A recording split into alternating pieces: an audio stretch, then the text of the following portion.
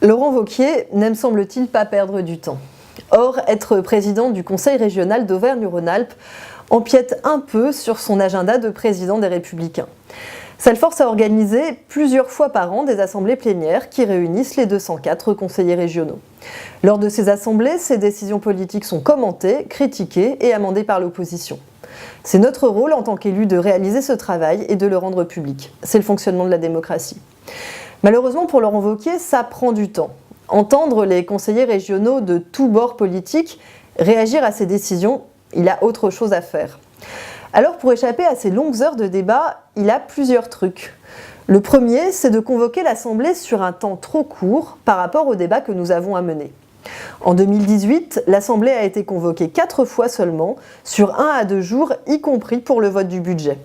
Résultat, des séances qui se terminent jusqu'à 23 h et une qualité des débats qui s'en ressent quand Laurent Wauquiez n'est pas en train de tout faire pour expédier le débat. Durant une assemblée plénière, on examine une dizaine de textes, des délibérations. Ce sont des grandes orientations pour la politique régionale avec un budget alloué. Laurent Wauquiez et ses vice-présidents les présentent, puis il est forcé d'entendre l'opposition, émettre ses critiques et tenter d'amender son texte. Mais tout cela prend du temps et le temps de Laurent Wauquiez est bien trop précieux pour qu'il reste ainsi à trépigner à la présidence de l'Assemblée. Alors le deuxième truc de Laurent Wauquiez pour échapper à de trop longs débats, c'est de réduire le temps de parole de l'opposition. Au beau milieu de l'Assemblée, il change les règles du jeu. Comme Laurent Wauquiez a convoqué l'Assemblée pour un temps trop court, les débats dépassent le programme qu'il a lui-même établi, malgré nos alertes. Et en milieu d'Assemblée, ou un peu avant, Laurent Wauquiez s'adresse aux autres groupes. Enfin, s'adresse au groupe. Bon, si on continue comme ça, on y est encore demain à 23 h, il va falloir faire un petit effort sur vos temps de parole. Il convoque les présidents des groupes et leur force un peu la main. Et étonnamment, ça marche. Au groupe RCES, on est quasiment les seuls à vouloir maintenir les temps de parole pour préserver la qualité du débat démocratique, même si le temps dépasse. Et on est généralement forcé de s'incliner. Bref, après ce petit coup de pression, Laurent Wauquiez réduit considérablement les interventions. Il incite les orateurs à défendre ensemble des amendements qui n'ont rien à voir. Et à ceux qui prennent tout de même leur temps de parole, il ne répond pas pour gagner du temps. Lors de la dernière assemblée plénière, le temps de défense des amendements est même passé, du fait du prince, de 3 minutes à 2 minutes en milieu d'assemblée, sans aucun respect du règlement intérieur. Et puis comme on n'a pas de temps à perdre, souvent l'exécutif ne répond pas aux questions posées dans les interventions. En réalité, à ce moment-là de l'Assemblée, l'objectif n'est plus de débattre des politiques régionales, mais de boucler la séance au plus vite.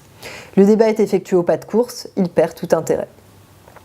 Enfin, le troisième truc de Laurent Wauquiez, c'est de laisser à son vice-président Étienne Blanc la présidence de l'Assemblée pendant qu'il disparaît, on ne sait où, pendant plus d'un tiers du temps. Les débats prennent alors une forme totalement surréaliste, intervention sans réponse, réponse à côté de la plaque. C'est ce qui s'est passé durant cette dernière assemblée plénière où ma collègue Corinne Morel-Darleux souhaitait interpeller Laurent Wauquiez pour une prise de position sur la dégradation de la situation au Kurdistan. Kurdistan où il s'était pourtant rendu il y a quelques mois sous l'œil des caméras.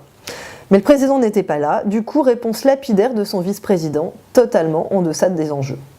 Voilà, c'est ça les coulisses de l'assemblée plénière en Auvergne-Rhône-Alpes et franchement, peut mieux faire côté démocratie. Et puis Laurent Wauquiez a un dernier truc, c'est de cumuler son activité de président des Républicains et de président de la région en même temps. Justement, en Irak, c'est la région qui a payé son déplacement. Mais les journaux ont surtout rapporté les faits et gestes du président des Républicains. Pas de sa faute, mais pratique quand même. Du coup, on ne sait pas bien si c'est le président des Républicains ou celui de la région Auvergne-Rhône-Alpes qui posait sur les ruines de Mossoul. Là, pour l'image de notre région, du coup, on préférait peut-être que cette fois-ci ce soit le président des Républicains.